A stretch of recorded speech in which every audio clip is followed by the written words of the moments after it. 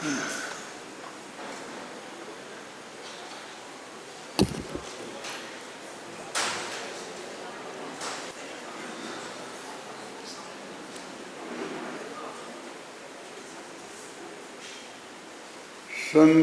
मानस शांत हों, जिनके गुणों के गान में वे बर्धमान महान जिन विचरे हमारे।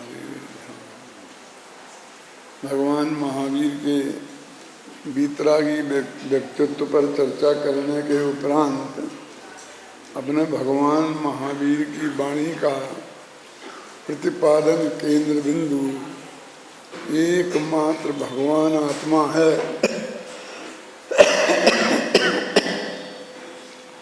यह बताया। अब ये कहते हैं कि भगवान महावीर की वाणी का प्रतिपाद्य क्या है। प्रतिपादन का केंद्र बिंदु तो आत्मा है, तो पूरा प्रतिपाद्य भी तो होगा ना कुछ। तो प्रतिपाद्य क्या है, प्रतिपादन शैली क्या है, इन विषयों पर अभी अपन 2-3 दिन चर्चा करेंगे। प्रतिपाद्य और प्रतिपादन शैली के संदर्भ में सबसे पहले अनेकांत और स्यादवाद ये विषय जैन दर्शन का है और उसकी चर्चा करेंगे। जैन दर्शन के साम्राज्य को चौखंबा महल पर खड़ा हुआ माना जाता है। 4 खंबे पर कोई चीज़ खड़ी होती है वो अपेक्षाकृत ज़्यादा मजबूत होती है।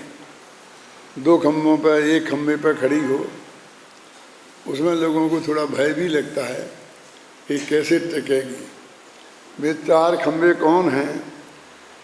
अहिंसा, अनेकांत, स्यादवाद और अपरिग्रह। जीवन में अहिंसा, वस्तु में अनेकांत, वाणी में स्यादवाद और गृहस्थ जीवन में या मुनि जीवन में अल्प परिग्रह या अपरिग्रह। ये 4 दर्शन के, जैन दर्शन के महान सिद्धांत हैं जिन पर विश्व में चर्चा विस्तार से होती रही है। तो हमें अभी अनेकांत और स्यादवाद के बारे में चर्चा करना है। देखो, ये अनेकांत है वस्तु का स्वरूप और स्यादवाद है उसे प्रतिपादन करने की शैली, स्टाइल। क्या समझाना है वो है वस्तु स्वरूप, और कैसे समझाना है कि स्यादवाद शैली के माध्यम से समझाना है, अन्यथा ना समझा जा सकता है और ना समझाया जा सकता है। पहले अनेकांत के बारे में बात करते हैं। अनेकांत शब्द 2 शब्दों से मिलकर बना है, एक अनेक और दूसरा अंत। अनेक का अर्थ तो आप समझते ही हैं, क्या होता है? 2, 3, 4, 5, 6, 7, 8, संख्य, असंख्य, अनंत, ये सब होता है ना। अनेक का अर्थ एक को छोड़ो तो बाकी की जितनी भी संख्याएं हैं वे सब अनेक ही तो हैं। शब्द में ही बताते हैं कि एक नहीं। किसी को लगाते हैं तो अपन ए या एन लगाते हैं ना, अंग्रेजी में ए या एन, हिंदी में आ या अन। तो आ या अन हम जहाँ लगाते हैं तो बाकी सबके लिए होता है।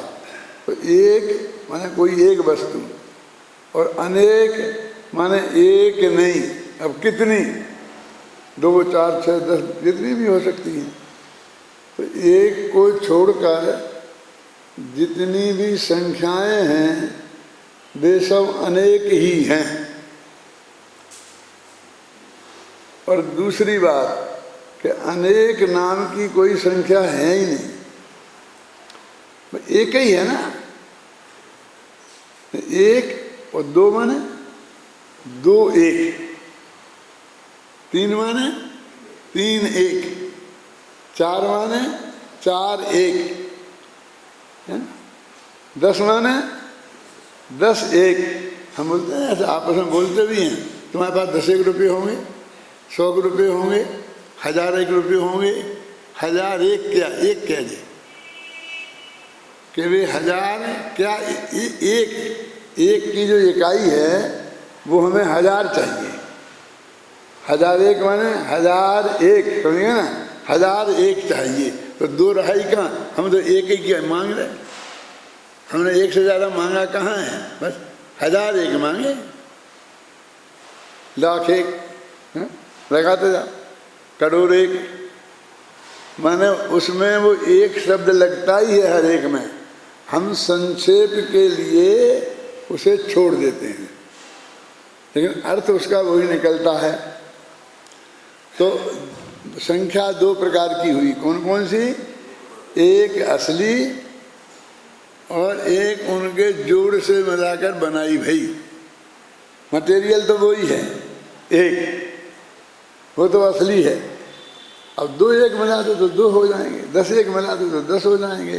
तो उन्हीं अनेकों से मिलाई हुई संख्या कि हम चाहे जितना भेद कर दें, तो संख्या कौन रह गई, तो हमने एक तो बनाई वो निश्चय वाली संख्या, और एक उनसे बनाई हुई व्यवहार वाली संख्या। असली मिठाई तो चीनी ही है कि गुड़ ही है, बाकी मिठाइयाँ जितनी भी हैं हलवाई की दुकान में वो सब उन चीनी से ही बनाई हुई हैं, वास्तव में वो सब चीनी ही है।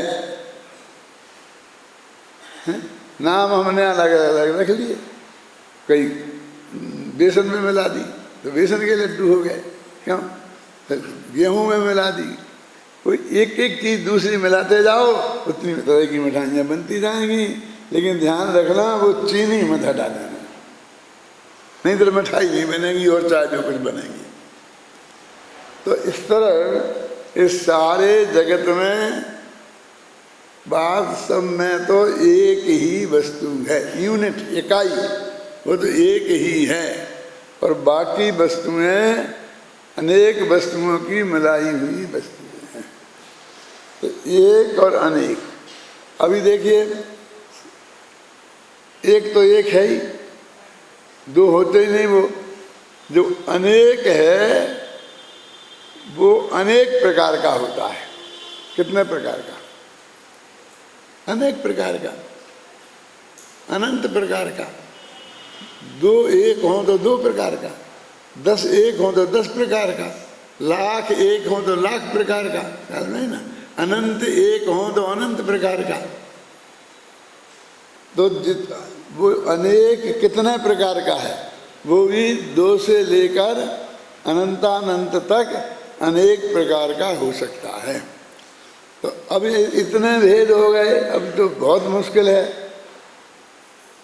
तो उन्होंने कहा कोई दिक्कत नहीं है, अपन 2 एक लो, 2 अनेक लो, एक सबसे छोटा और एक सबसे बड़ा। तो सबसे बड़ा अनेक तो अनंत है ही, और सबसे छोटा एक, वो तो एक है, वो अनेक कहाँ है। तो सबसे छोटा अनेक कौन है, 2, ख्याल में है ना, सबसे छोटा अनेक है 2 और सबसे बड़ा अनेक है अनंत। अब इनकी बात अपन कर सकते हैं, वो अनंतों की बात तो अपन नहीं कर सकते, समझाने के लिए इन 2 की बात करते हैं। तो 2 तरह से अनेकांत की परिभाषा जैन शास्त्रों में दी है। ये विषय बहुत कठिन है, लेकिन मैं बहुत सरल भाषा में समझाने की कोशिश कर रहा हूँ। अब मैं कितनी सरल भाषा में समझा पाऊंगा कि समझा पाता हूँ ये बात मैं नहीं बता सकता, लेकिन जितनी कोई और नहीं बता पाता उतनी मैं बता पाता हूँ। इसलिए आप धैर्य और शांति से सुने। अभी तक की बात तो ऐसी कोई कठिनाई नहीं है। अभी तो हम आपको एक दो ही पढ़ा रहे हैं, ये भी सीधी ही पढ़ा रहे हैं ना। कम से कम एक और अनेक का अर्थ तो हम सही समझ लें।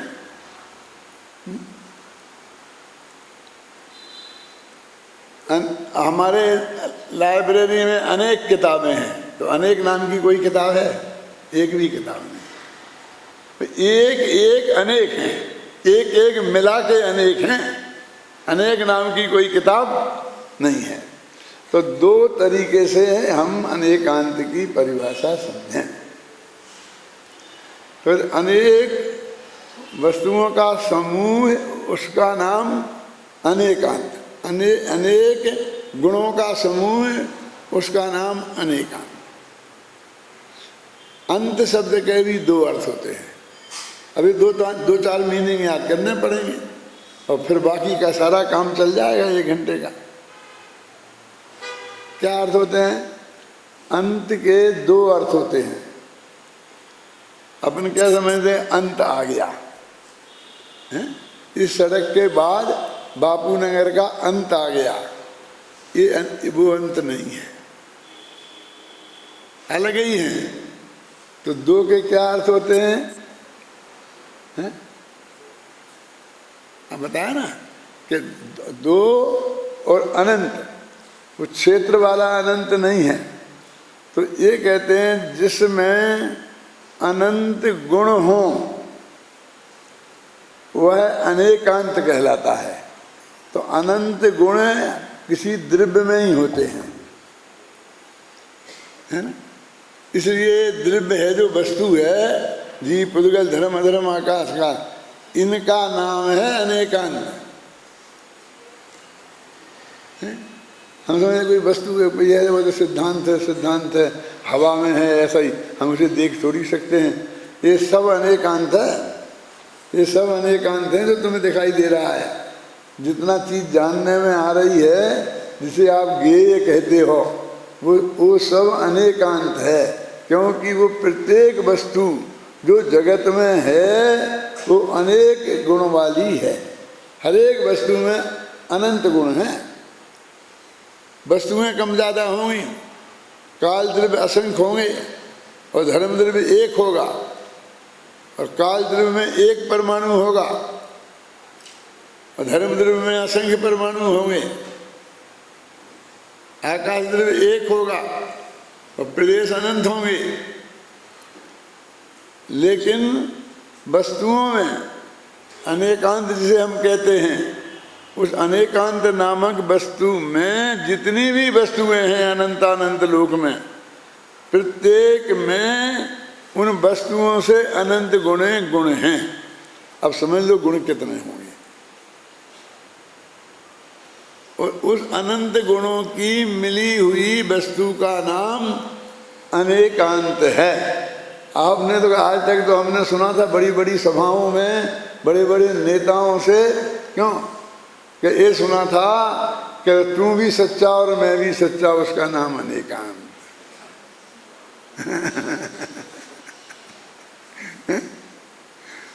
सचमुच में कहता हूं कि अनेकांत पे बोलने वाले हजारों लोग मैंने ऐसे सुने हैं कि जिन्हें अनेकांत का काखा गा भी नहीं आता है। बोलते हैं बड़ी बड़ी सभा में, सुनने वाले सुनते हैं और सब लोग बहुत बड़ी प्रशंसा करते हैं। नहीं साहब, आपका तो गजब का हो गया, आप भी जैन दर्शन के गहरे सिद्धांतों पर इतना बढ़िया जानते हैं, हमने तो कभी सोचा नहीं था। हम तो सोचा था आप नेता हैं। तुमने क्या, तुम क्यों ठोक रहे थे इसे, ये क्या जानता है? अरे यार, उसे खुश करना है ना। अब हम वे लोग हो गए कि उसे खुश करना है तो उसने सफेद झूठ बोला हो, वो कुछ भी नहीं जानता हो, तो उसे ये कहना है कि तुम सब जानता है? सर्वज्ञ है। और जो कम से कम सर्वज्ञ नहीं है और सर्वज्ञ की बात आपको बताते हैं उनको महामूर्ख समझते हैं। ये जगत का स्थिति क्या है, जरा आप गंभीरता से पहुँचो। आपको लग रहा होगा कि जी क्या रहे हैं।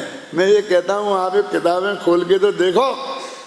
मैं ये नहीं कहता हूँ मेरी किताबें, किसी भी विद्वान की, किसी भी आचार्य की, किसी भी मुनिराज की, जो अपने आचार्य हैं जिनने शास्त्र लिखे हैं, उनमें से उठा के देखो, उसमें से इसके अलावा कोई दूसरी बात मिले तो।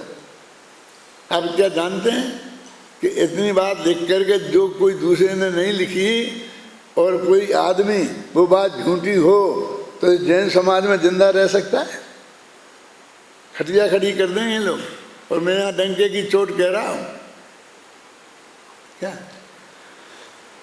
तो क्या हुआ अनेकांत का अर्थ है ना? अनंत गुणों का समूह रूप जो द्रव्य है, उस द्रव्य का नाम ही अनेकांत है। जितने द्रव्य हैं उतने अनेकांत हैं। तो वस्तु का स्वरूप हुआ ना, पूरा सिद्धांत कहाँ हुआ? ठोस वस्तु हुई कि नहीं हुई? उसका नाम है अनेकांत। अभी ये जो अनेकांत है, इसको समझना भी सरल है और समझाना भी सरल है। इतना तो कम से कम आपको आ ही गया है कि एक द्रव्य होता है और एक एक द्रव्य में अनंत गुण होते हैं और ऐसे अनंत द्रव्य होते हैं। इतनी बात तो आप जानते ही हैं। तो जो वो द्रव्य हैं उन्हीं को अनेकांत कहते हैं। वही वस्तु का स्वरूप है ना? ये तो सरल है। लेकिन कुछ ऐसे अनेकांत हैं जो दूसरे प्रकार के हैं, जिन्हें समझना समझाना बहुत कठिन है। वे क्या है कि जैसे आत्मा में अनंत गुण है ना, ऐसे ही प्रत्येक आत्मा में, प्रत्येक द्रव्य में अनंत धर्म युगल भी हैं। अब ये क्या है? धर्म युगल यानी धर्म माने वे गुण जो जोड़े से रहते हैं, समझ रहे ना? और ऐसे वे गुण जो कभी जोड़े से रहते ही नहीं, अकेले ही रहते हैं। हैं कोई आदमी ऐसे बता सकते आप कि जोड़े से रहे? ये ग्रस्त हैं, ये जोड़े से रहते हैं। ये ब्रह्मचारी हैं, अभिनंदन जी जैसे, वे अकेले रहते हैं। उसमें क्या बताना है? ऐसा नहीं। हर द्रव्य में ज्ञान, दर्शन, चारित्र, सुख, वीर एक गुण कहलाते हैं। ये हमेशा अकेले रहते हैं। इनके प्रतिद्वंदी कोई गुण नहीं होता। ज्ञान गुण के प्रतिद्वंदी कोई अज्ञान नाम का गुण नहीं होता। लेकिन नित्यत्व, धर्म के उसे उल्टा प्रतिद्वंदी अनित्यत्व एक धर्म होता है। जोड़े से मतलब माने आमने सामने टक्कर से देने वाले। नित्यत्व, अनित्यत्व, तो इसको बोलते एक धर्म युगल। एकत्व, अनेकत्व, इसको बोलते हैं एक धर्म युगल। ऐसे अनंत धर्म युगल होते हैं। अनंत गुण भी होते हैं और अनंत धर्म युगल भी होते हैं। हर वस्तु में, वस्तु में माने तुम में, हम में, इस रूमाल में, इस पत्थर में, इस किताब में, जो भी पदार्थ इस जगत में है उसमें अनंत गुण और अनंत धर्म युगल माने गुणों के जोड़े। तो वास्तव में तो दोनों एक ही हैं, लेकिन दोनों में फर्क है। उन गुणों को जो जोड़े से नहीं होते गुण कहते हैं, और उन जोड़ों को जो जोड़े से होते हैं उन्हें धर्म कहते हैं।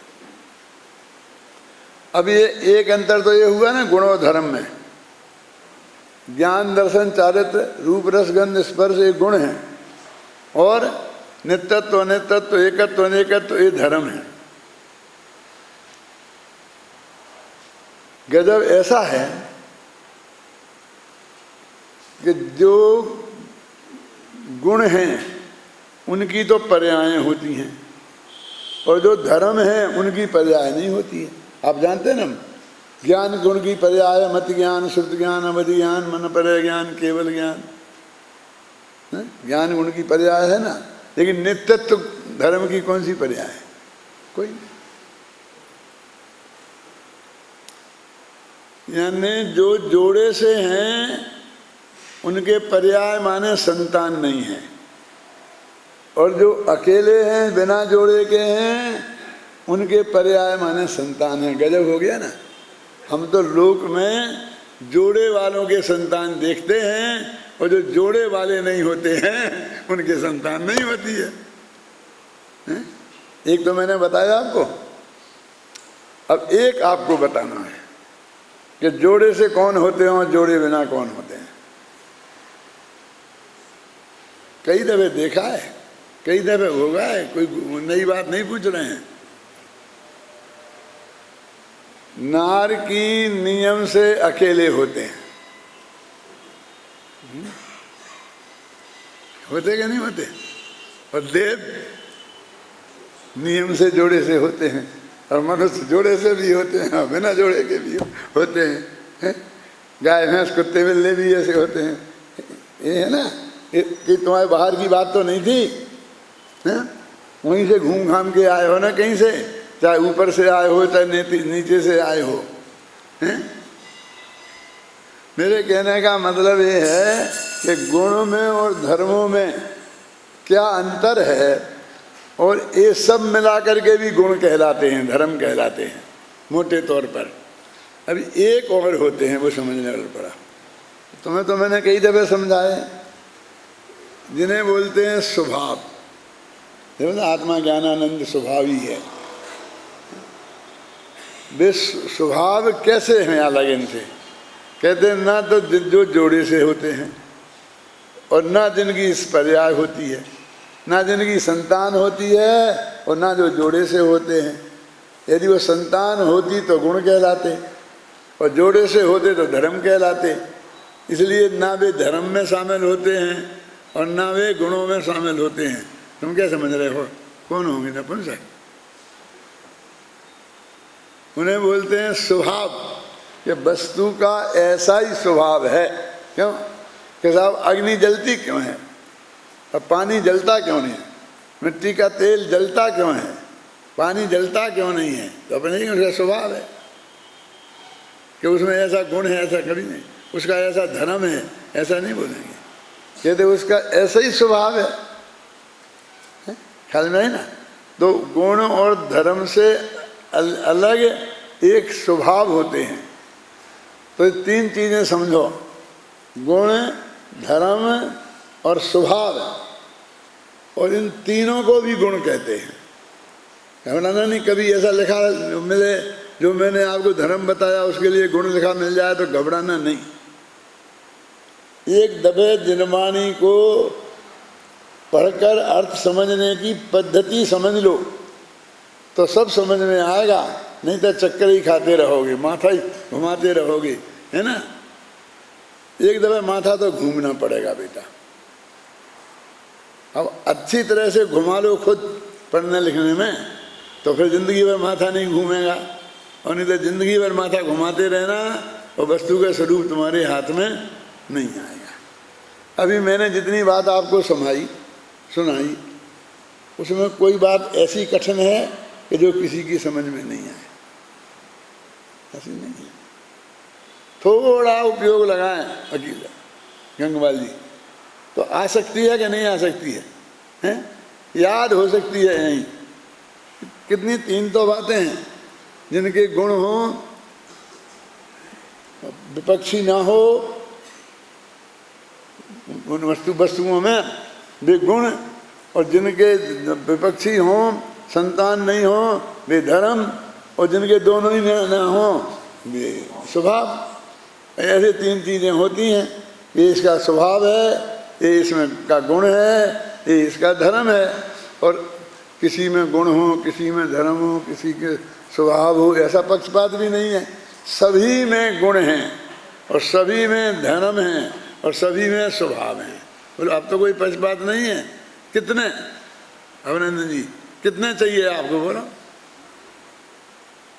प्रत्येक वस्तु में अनंत गुण हैं, अनंत धर्म हैं और अनंत स्वभाव हैं। मुझे कितनी मोटी होगी, कितनी चीजें उसमें भरी हुई हैं कि यही तो समझना है, यही तो वस्तु का स्वरूप है। इसका नाम तो अनेकांत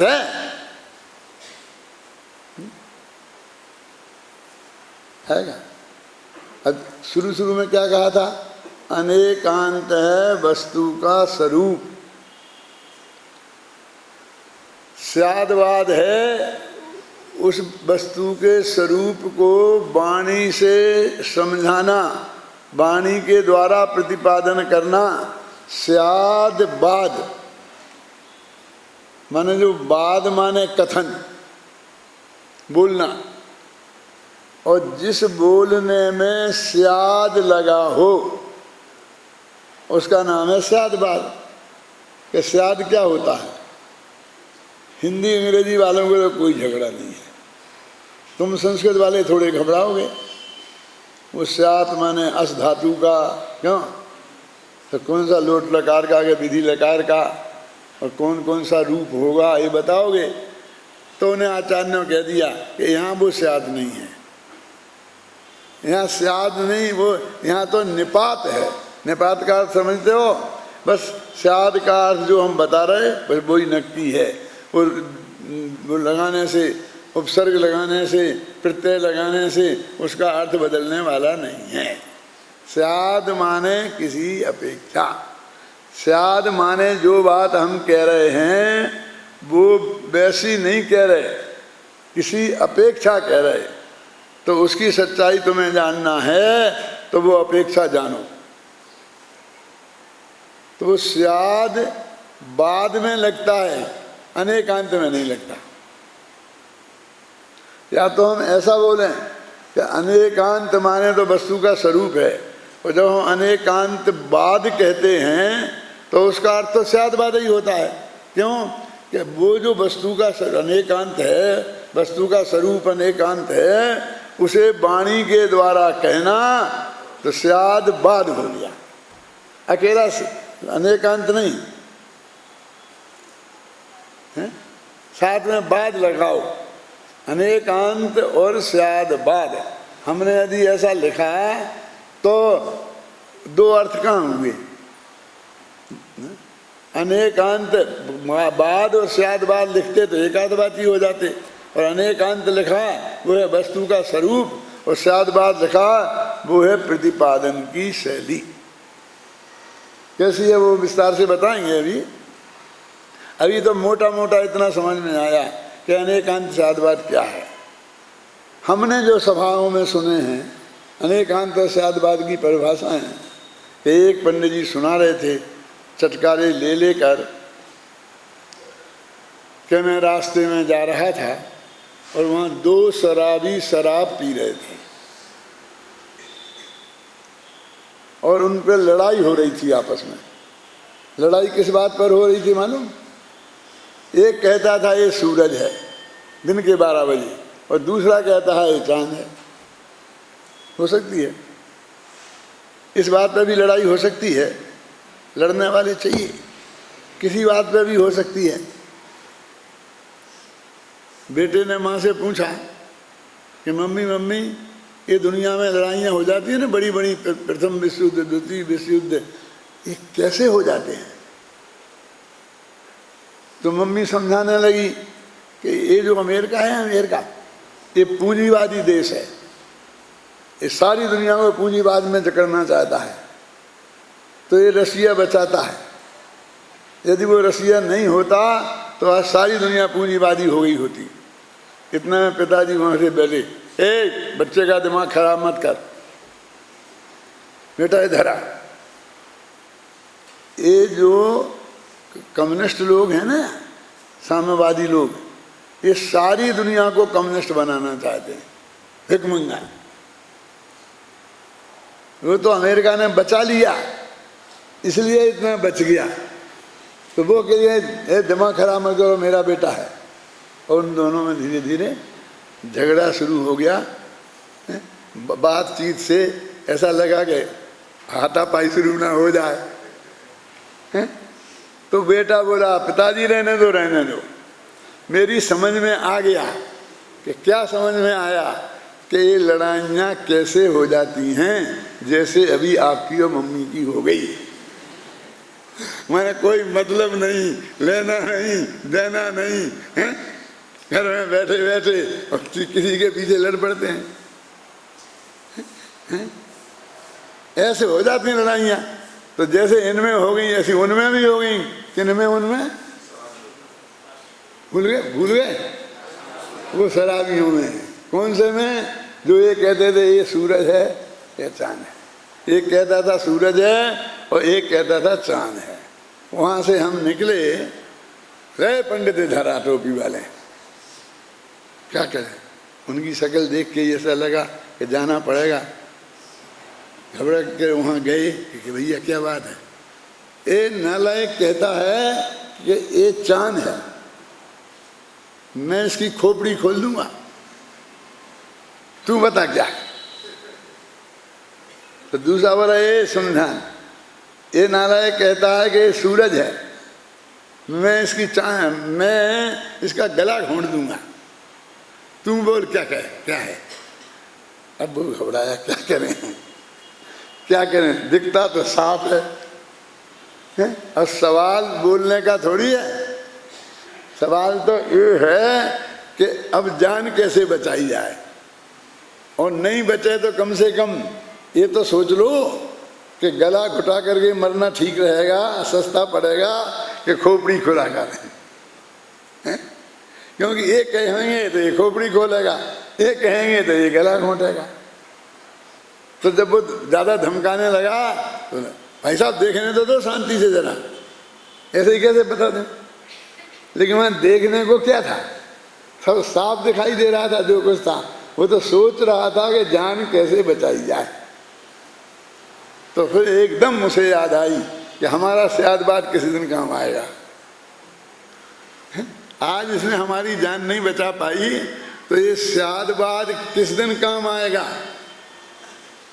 तो वो बोला हाँ, अब मैं अच्छी तरह समझ में आ गया। आओ साहब सुनो, यहाँ से देखता हूँ तो चांद जैसा दिखता है, और यहाँ से देखता हूँ तो सूरज जैसा दिखता है। जैन धर्म तो सियादबाद है, अपेक्षावाद है। तो ऐसा है सियादबाद, ऐसा निर्णय कराएगा सियादबाद।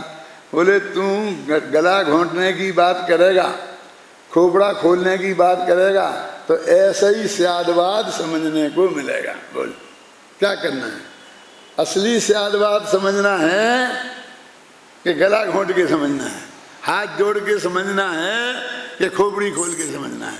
अरे भाई साहब, सियादबाद समझना हो तो दूसरों की खोपड़ी मत खोलो, अपनी खोपड़ी खुली रखो, तो वो सियादबाद समझ में आएगा।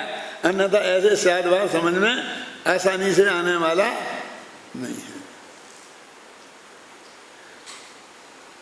जो मैंने जितनी बातें अभी तक आपको बताई इस किस्से को छोड़कर, बाकी सब बातें आप लोगों ने कहीं किसी दूसरी सभा में सुनी हो तो मुझे बताओ, हाथ उठाओ। मेरी सभा में तो कई दफे सुनी होंगी, उसका क्या कहना है ना। लेकिन कहीं दूसरी जगह सुन के आए हो, अरे उसने सुन करके भी कहीं बोली हो तो नहीं बताओगे। क्यों? उसकी खोपड़ी में घुसती ही नहीं है। ऐसा भी कोई अनेकांत सियादबाद होता है ये उसकी समझ में आता ही नहीं है, न मालूम उसने काय को कठिन समझ रखा है। तो अब अपनी क्या रहा, अपना अनंत वस्तुओं का समुदाय जो द्रव्य है वही अनेकांत है। जीव हो, पुद्गल हो, धर्म हो, अधर्म हो, आकाश काल हो, कोई भी इतनी सरल बात और समझ में नहीं आती। और उस अनेकांत को अपनी वाणी से कहना, उसका नाम सियादबाद है। क्योंकि वस्तु जैसी है उसे वैसी होने के लिए किसी पर की अपेक्षा नहीं है। क्या समझे? वो जैसी है ऐसी है, उसे वैसी होने के लिए किसी पर की अपेक्षा नहीं है, लेकिन वैसी बताने के लिए, कहने के लिए किसी पर की अपेक्षा है। अपेक्षा है कि नहीं है, कि होने के लिए नहीं है, कहने के लिए है। क्या मतलब? देखो मैं आपसे पूछता हूँ, इस किताब की लंबाई कितनी है? देख लो अच्छी तरीके से, कितनी है आपको दिखाई देती है कि नहीं? चश्मा का नंबर तो ठीक है, कोई शिकायत तो नहीं है। आपकी लंबाई जितनी है सबको दिखाई देती है, फिर बोलो कितनी है? कुछ चुप। अभी हाँ हाँ साहब, 9 इंच, 10 इंच। क्यों? तो इंच किसने पूछे थे? इंच कहाँ है यहाँ? यहाँ तो किताब है, तुम इंच बता रहे। हम पूछे कितनी किताब? एक किताब है, तुम 10 इंच। अरे भाई, इसे इंचों में, फुट में, मीटर में, सेंटीमीटर में, किसी ना किसी में बताया जा सकता है, वैसे ही नहीं बताया सकता है कितनी। कितनी का जवाब किसी अपेक्षा में है, समझ में आया ना? मैं जैसा हूं आपको दिखाई दे रहा है कि नहीं? जैसा माने जैसा गोरा, काला, लंबा, ठंडा, मोटा, पतला, जैसा भी इतने ही तरह के होते हैं लोग। क्यों? तो मैं कैसा हूं ये आपको दिखाई देता है कि नहीं? कि बहुत साहब आज की बात थोड़ी है, हमें तो 47 वर्ष से दिखाई दे रहे हैं। अरे उसको छोड़ो, तो बताओ, बोलो मैं गोरा हूं कि काला? कि एक आदमी को बगल में खड़ा करो, फिर हम बताएंगे तुम गोरे हो या काले। मैं अपने से भी ज्यादा सांवले व्यक्ति से, समझे ना, गोरा हूं। अपने से ज्यादा गोरे व्यक्ति से सांवला, है ना? मैं कैसा हूं इसका उत्तर किसी ना किसी अपेक्षा से मिलेगा, कि इससे बड़ा, इससे छोटा, इससे ठिनगा, इससे लंबा, इससे गोरा, इससे काला। सही है ना? कोई ना कोई आदमी दूसरा बगल में खड़ा करके तो मुझे बताया जा सकता है। अब मैं जितना हूं, जैसा हूं, मुझे होने के लिए किसकी जरूरत है? मैं तुम्हारी अपेक्षा हूं? होने के लिए किसी की जरूरत नहीं है वकील साहब, और कहने के लिए जरूरत है। अब क्या करें बोलो? वस्तु के स्वरूप में ये बात पड़ी कि नहीं पड़ी? इसलिए स्याद में बाद है, कहने में बाद है, और वस्तु में, वस्तु को किसी परद्रव्य की अपेक्षा नहीं है। अब हमने उल्टा मान लिया, कहने को तो ठोके जाते हैं बिना ही अपेक्षा के, है ना? और वस्तु जो निरपेक्ष है उसे न मालूम कितनों के गुलाम बना लिया है। कि हम काहे के निरपेक्ष हैं?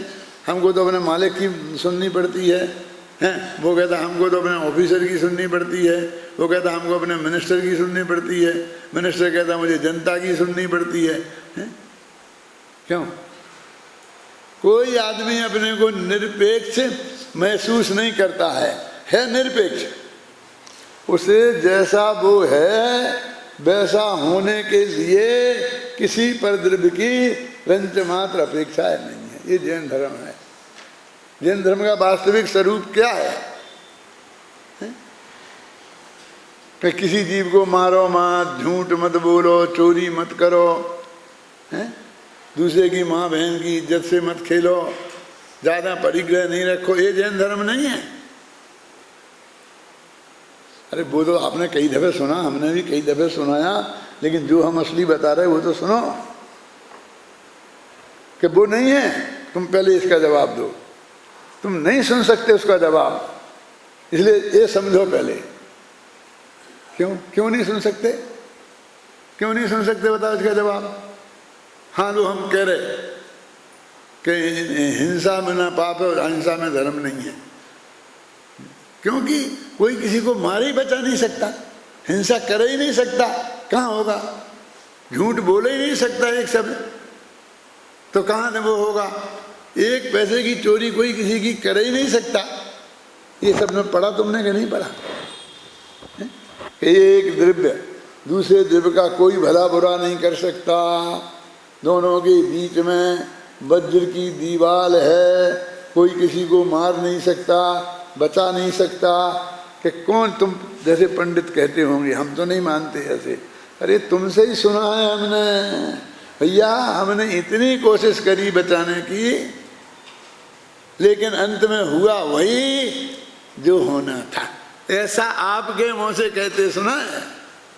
हम अस्पताल ले गए, जितना पैसे मांगे उतने दिए, एक किया, और यहाँ से ऑपरेशन की टेबल पर ऐसे लेटा रहे थे और वहाँ से गिरे, सिर फूटा। हमने तो पूरी कोशिश करी और नहीं हुआ। क्यों? जो होना था वही होता है। ट्रक के नीचे आ गए, ये हो गया, वो हो गया। रोजाना हजारों घटनाएं आप लोगों के मुख से हम सुनते हैं कि हमने अनंत प्रयत्न किया लेकिन कहीं कुछ नहीं कर पाए। अकेले तुम ही नहीं कर पाए ऐसा नहीं है, अनंत प्रयत्न में दो चार नहीं कर पाए हों और बाकी सबने कर लिया हो, ऐसा भी नहीं है। तो कैसा है? अनंत में एक भी परद्रव्य का कुछ नहीं कर पाया है आज तक, सभी फैल हुए हैं। कोई परसेंटेज का काम नहीं है यहाँ। ये जैन दर्शन का 100% सत्य सिद्धांत है कि एक द्रव्य दूसरे द्रव्य का कुछ नहीं कर सकता, उसके अंदर में वज्र की दीवार है। बस एक अहिंसा का छोटा सा उदाहरण दूंगा। एक बकरे को एक कमरे में बंद कर दिया, उसी के बगल में दूसरे कमरे को में शेर को बंद कर दिया। 6 दिन का भूखा था शेर, अब बकरा था वहाँ, और दीवारें कांच की थी। इतना मजबूत कांच था कि दुनिया की कोई ताकत उसे तोड़ नहीं सकती थी, अणुबम और एटम बम भी। लेकिन पारदर्शी था, सामने सब कुछ दिखता था, सिर्फ वो दीवार नहीं दिखती थी जो बीच में थी। समझना? कौन सी दीवार? जो दोनों कमरों के बीच में दीवार थी, वो इतनी पारदर्शी थी कि वो दिखती नहीं थी। अभी शेर भूखा तो एकदम आकुलित होकर के वो बकरे के ऊपर टूटने को तैयार है। और बकरा बेचारा सामने सब तरह के खाने पीने जैसी चीजें चाहिए उसे रखी, लेकिन खाई नहीं जाती। सामने खाने के लिए शेर खड़ा है, अब कैसे खाया जाए बोलो? शेर को भूखा है, उसे खाने को कुछ नहीं है, बकरे के सामने उसके मन की हजारों चीजें रखी हैं, पर वो खाता नहीं। लेकिन अब मैं आपसे पूछता हूँ, बकरे को कोई खतरा है क्या? बकरे को कोई खतरा है? क्योंकि वज्र की दीवार है बीच में, शेर यदि आगे टकराएगा तो उसी का सिर फूटेगा, बकरे तक वो शेर पहुंच नहीं सकता। क्यों? लेकिन वो घबरा रहा है। अब मैं आपसे पूछता हूं कि शेर ने एकदम छलांग लगाई और वो वज्र की कांच की दीवार से बुरी तरह टकराया और लहूलुहान हो गया, वहीं गिर गया और वहां बकरा मर गया। अब मैं आपसे पूछता हूं, बकरे को किसने मारा? शेर ने। वो पिंजरा शेर ने थोड़ी बनाया था, है? किसने मारा? साइड में बकरे ने। बकरा तो वहां तक पहुंचा ही नहीं, गया था तो मारने के लिए। यदि भाव जाने मारने के भाव का ही पाप लगता हो तो लग जाए, हम मना नहीं करते हैं, लेकिन मारा नहीं है इसकी तो गारंटी है ना। लेकिन बकरा मर गया। ऐसा ही सारे जगत में हो रहा। आज ने किसी ने बुरा नहीं किया, लेकिन ऐसे भ्रम के कारण कि जे मेरा कभी भी बुरा कर देगा, ये बहुत ताकतवर है, मैं क्या हूँ इसकी चीज। 24 घंटे हम अनंत आकुलता भोग रहे, अनंत भय में जा निकल रहे हैं। न मालूम अमेरिका कब एक बम पटक दे। अब तो पाकिस्तान के पास भी हो गए, यदि वो भी उसने भी पटक दिए तो क्यों? अभी तक तो पटके नहीं हैं और सैकड़ों लोग हमारे साथ से मर गए, यानी बिना ही बम के मर गए बेचारे। मरने के लिए, बम से मरने के लिए थोड़ा इंतजार तो करते। मेरे कहने का मतलब ये परम सत्य है, तो सर्वज्ञ भगवान ने नहीं कहा, अकेला पंडित हुकुमचंद नहीं कह रहा, आप लोगों के मुख से मैं रोजाना अस्पतालों में, अदालतों में, सब जगह सुनता हूँ, घरों में, मंदिरों में, रेलवे स्टेशनों पर, हैं, सब सुनता हूँ। और बस वहाँ यही कैसे चलते रहते हैं। वो आकाश में चला गया, अभी तो हंस रहे खेल रहे थे, वो चले गया ऊपर, इतना 15 मिनट नहीं गया, वो गिरा प्लेन और सब एक साथ चले गए। 15 मिनट नहीं, 15 मिनट पहले जिंदा था। ऐसे कह रहा है, कोई बहुत बड़ी गजब की बात हो गई। वो हर आदमी जब मरता है उसके 15 मिनट पहले जिंदा होता है कि नहीं? कितनी सीधी और सरल बात है। ऐसी आंखें फाड़ मार के कह रहा है, जो क्या बता रहा, हर आदमी मरने के 1 मिनट पहले जिंदा होता है। सहज स्वरूप है। और अरबों में आज तक हमने एक को बचते देखा नहीं है। यदि बचते होते कोई किसी से, तो फिर हमारे बाप दादों के बाप दादे में किसी न किसी के तो कोई ना कोई विद्यमान होते कि नहीं? अभी कोई आदमी हमने इतिहास उठा के देखते हैं तो 150 वर्ष का नहीं देखा किसी ने। कोई 129 तक पहुंच गया, कोई इतने तक पहुंच गया। विश्व का रिकॉर्ड बनाए जा रहे हैं और रिकॉर्ड बनते जा रहे हैं, क्यों? लेकिन अभी 150 तक नहीं पहुंचा। कोई पहुंचेगा नहीं? क्या ये तो 100% वाला सत्य है ना, कि हम 200 वर्ष जिंदा रहने वाले नहीं हैं गारंटी से। ये सत्य 100% सत्य बताओ, सुनते ही नहीं, मानते ही नहीं है। अभी यहाँ एक आदमी आए, एक पंडित जी, आप 85 वर्ष की उम्र तक तो जियोगे। क्यों 85 तक? क्यों फिर क्यों मर जाएंगे? वो ये नहीं कहता है कि 1 लाख वर्ष तक आप जियोगे। क्या बिगड़ता है तेरे बाप का? 1 लाख वर्ष बोलना कैसे बोलूं? झूठ अभी सिद्ध हो जाएगा। कोई नहीं मानेगा, है ना? फैक्ट तो यही है। और ज्योतिषी की क्या जरूरत है? हम सब में से हम सब नहीं जानते हैं। 100 में से 1 को भी कल्पना है कि मैं 100 वर्ष तक जीऊंगा। सब जानते हैं इसके पहले मैं जाने वाला हूँ। क्यों? और उसकी आज भविष्य कर लो, 2-4 वर्ष में भविष्य भूत भविष्य कर लो। इसमें क्या गजब है? क्या हो रहा है, हैं? बिल्डिंग ऐसी बनाता है कि 1000 वर्ष तक नहीं गिरे। दिल्ली का लाल किला तो पुराना पड़ गया, अपना नहीं पुराना पड़े। और 10 दिन का खुद का ठिकाना नहीं, इस किले का कितने दिन का ठिकाना है बताओ? कि भाई साहब एक बात है कि हम आपका मकान इतना मजबूत नहीं बना सकते। क्यों नहीं बना सकते? तुम तो चले जाओगे, फिर कल की झाड़ू लगाने कौन आएगा? हमारी समस्या तो ये है। तुमको ये लगता है कि ये संपत्ति को कौन संभालेगा, इसका कौन मालिक बनेगा, लेकिन हमारी समस्या ये है कि इसे कौन संभालेगा। तुम तो चले जाओगे। नहीं है? सच में बोलो अभिनंदन जी, सच बोलना।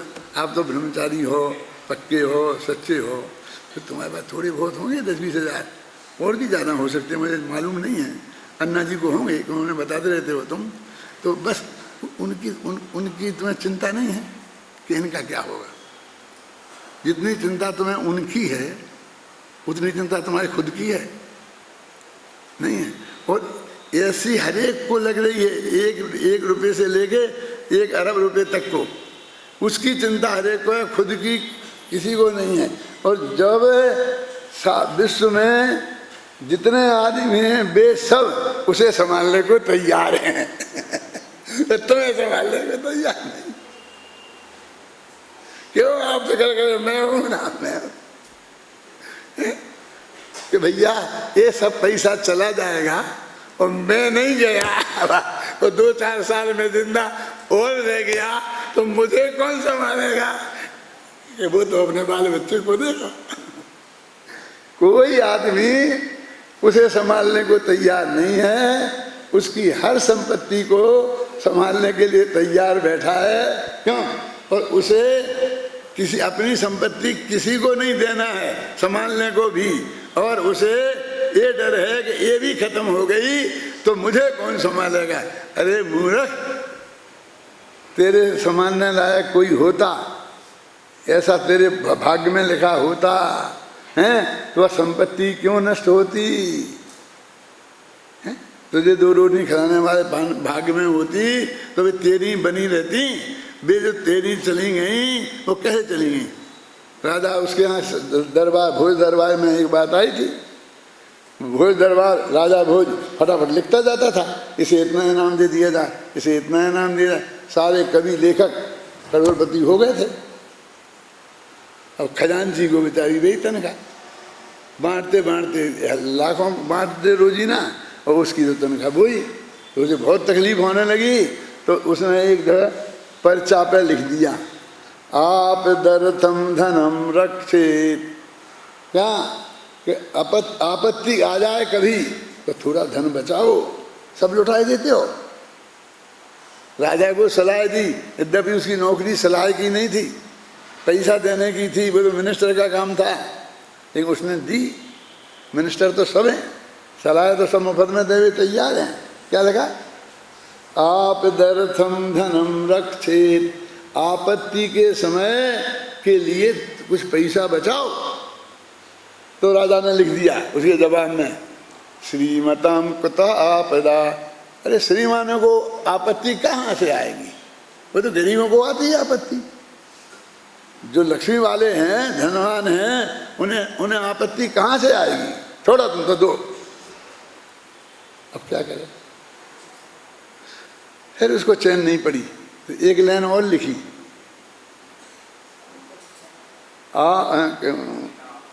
कदाचित आप दस्सेव, यदि भाग्य से आ जाए तो क्या आपत्ति, तो क्या करोगे? क्योंकि श्रीमानों को नहीं आती है तो ठीक है, लेकिन आ जाए तो उसने कहा रक्षितम अपि विनश्यति, जो बचा के रखेगा वो भी नष्ट हो जाएगा। यदि तेरे को मिलना ही होता सेवा करने वाला, तो सेवा करने वाला मरता क्यों? तुम बाद में मरा, वो पहले मर गया, क्यों मरा हो? इसलिए छोड़ दे, वो विकल्प को छोड़ दे। वो तो महासिद्धांत है पक्का, सर्वज्ञ भगवान की वाणी में आया हुआ कि एक द्रव्य दूसरे द्रव्य का भला बुरा नहीं कर सकता, किसी को मार जला नहीं सकता, सबका अपना अपना सुनिश्चित है, नक्की है, केवली भगवान के ज्ञान में आया है। अब कहते भगवान भाई एक बात मान ले, एक काम कर दे, एक काम कर दे, कि क्या कर दूं कि मेरे को बचा ले? वो तो मुझे दिख रहा है कि तू मर रहा है और दुनिया की कोई ताकत बचा नहीं सकती। क्या क्या बचा लूँ? बोलो क्या करें?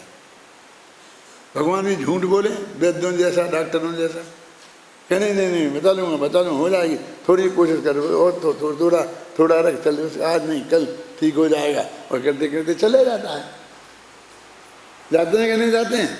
तो इसलिए कह रहे भाई कि ये जो अनेकांत और साध्यवाद का सिद्धांत है, वस्तु निरपेक्ष है और वाणी सापेक्ष है। क्योंकि जैसी वस्तु है वैसी वाणी में उसे कहने की ताकत नहीं है, बिना अपेक्षा लगाए, है ना? आप सब जान सकते हो ना कि सोना है, कितना है, जरा सा कांटे पे रखा, तोला हो, जान लिया कि उसमें क्या है।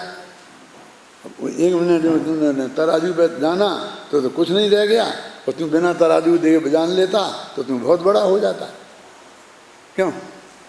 तो तराजू तुम बराबर ही हुआ ना, है?